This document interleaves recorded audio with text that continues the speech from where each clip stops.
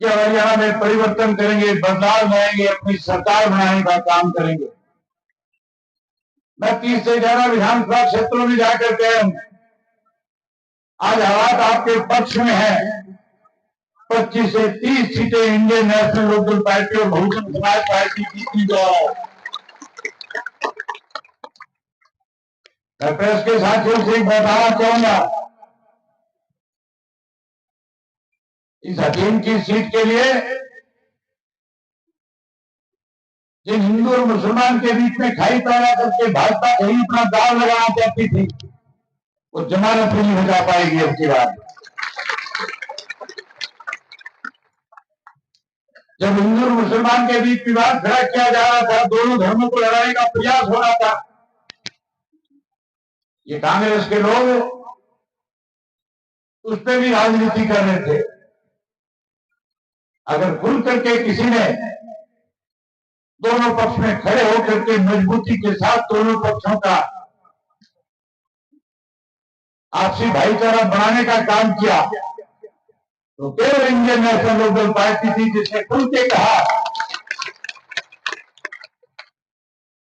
कि आरएसएस के गुंडे हैं, ना ये हिंदू है ना ये मुसलमान है, ये केवल हमारा भाईचारा खराब करने के लिए सरकार के द्वारा षड्यंत्र के तहत भेजे गए हैं। उसी दिन से दोनों समाज के लोगों के आपस में बैठक होगी और फिर से भाईचारा कायम हो गया था। साथियों, राज चौधरी ओम प्रकाश चौटाला का भी आपने देखा था। जब चौधरी ओम प्रकाश चौटाला इस प्रदेश के मुख्यमंत्री थे, तब जात पात धर्म और मजहब के नाम पे कोई राजनीति नहीं कर सकता था। तब सब लोगों को सम्मान अधिकार था। चौधरी ओम प्रकाश चौटाला सरकार आपके द्वार कार्यक्रम के तहत पूरे प्रदेश का सम्मान विकास कराया करते थे।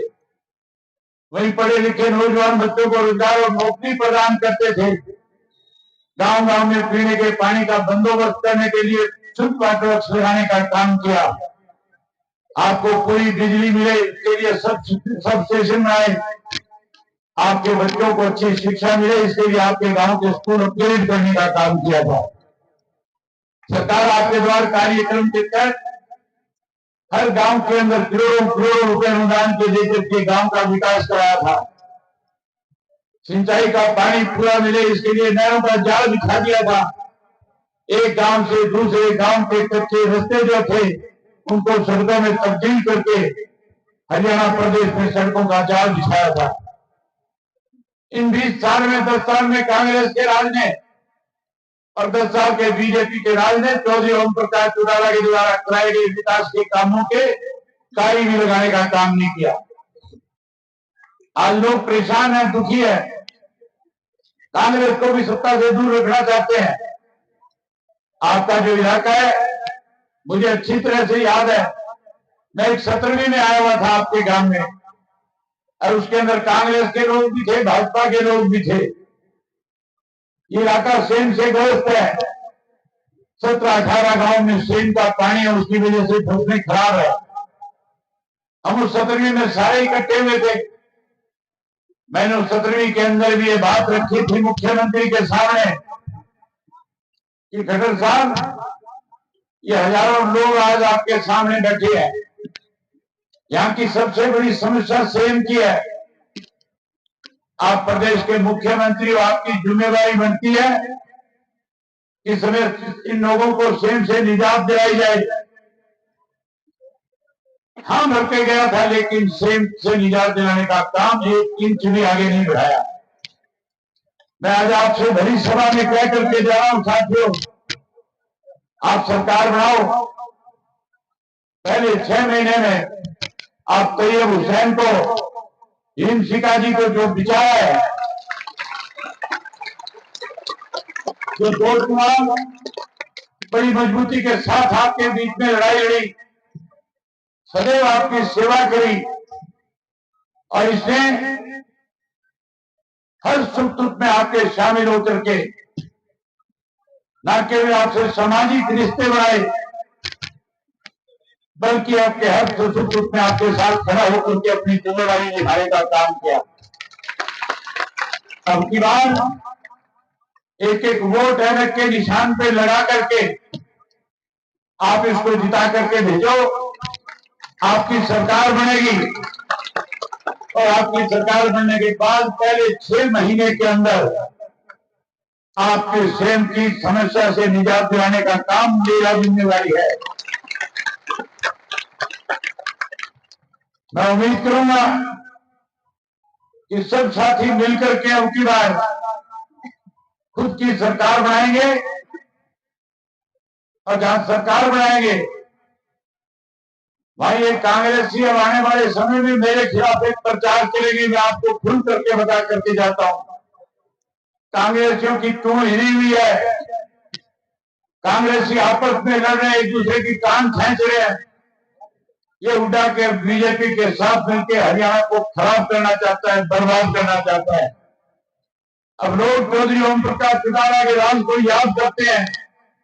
चौधरी देवीलाल की नीतियों को आगे बढ़ाने के लिए अब हरियाणा प्रदेश का किसान और मजदूर इकट्ठा हो गया है।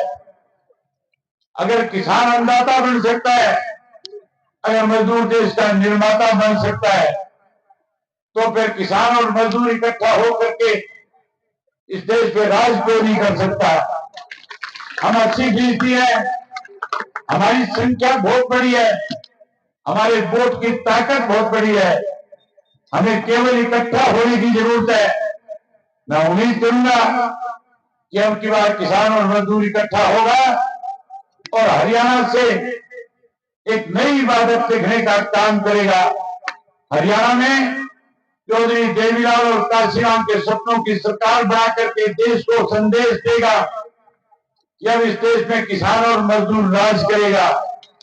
इस चुनाव में आप अपनी सरकार बनाओगे और आगे लोकसभा के चुनाव में बहन मायावती को प्रधानमंत्री बना करके देश को नई दिशा देने का काम करोगे।